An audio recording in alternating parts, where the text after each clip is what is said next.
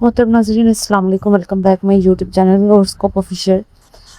محترم ناظرین، محرم 2026 کا جیسے آغاز ہو گیا ہے اور روایتی فلکیاتی عقائدہ کے مطابق یہ مہینہ 3 خاص زودک سائن کے لیے بہت اہم سمجھا جاتا ہے۔ آج کی اس ویڈیو میں ہم بات کریں گے کیپریکارن، برج حوت اور برج سنبلا کی۔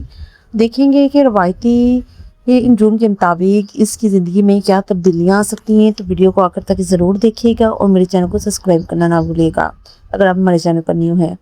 سب سے پہلے ہم بات کریں گے برج جدی۔ برج جدی کے لوگوں نے گزشتہ کچھ مہینوں سے یعنی کہ کچھ عرصے سے کام، مالی معاملات میں محنت اور مشکلات کا بہت سامنا کیا ہے۔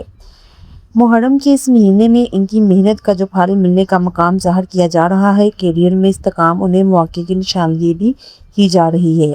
اگر ہم برج حوت کی بات کریں تو برج حوت کے لوگ جذباتی طور پر کچھ الجھنوں سے گزرے ہیں۔ اس مہینے ان کی ذاتی زندگی اور تعلقات میں وضاحت اور سکون آنے کا اشارہ مل رہا ہے۔ پرانے میں غلط فہمیاں دور ہو سکتی ہیں اور رشتوں میں بہتری آنے کے بھی بہت زیادہ مکانات ہیں۔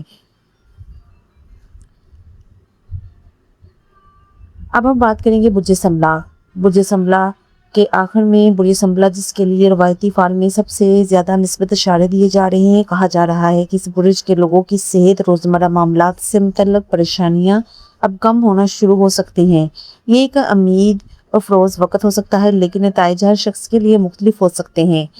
تو دوستو، یہ تھے برج جدی، برج حوت اور برج سنبلا، 3 برج جن کا ذکر محرم 2026 کے روایتی ذائچے میں خاص طور پر کیا جا رہا ہے۔ کمنٹ میں ضرور بتائیں کہ آپ کا برج کون سا ہے۔ یاد رکھیے، یہ ویڈیو صرف تفریحی مقصد کے لیے ہے۔ ویڈیو پسند آئی تو اسے لائک اور شیئر لازمی کریں اور ہمارے چینل کو سبسکرائب کرنا نہ بھولیں۔ ملتے ہیں اگلی ویڈیو میں، تب تک کے لیے اللہ حافظ۔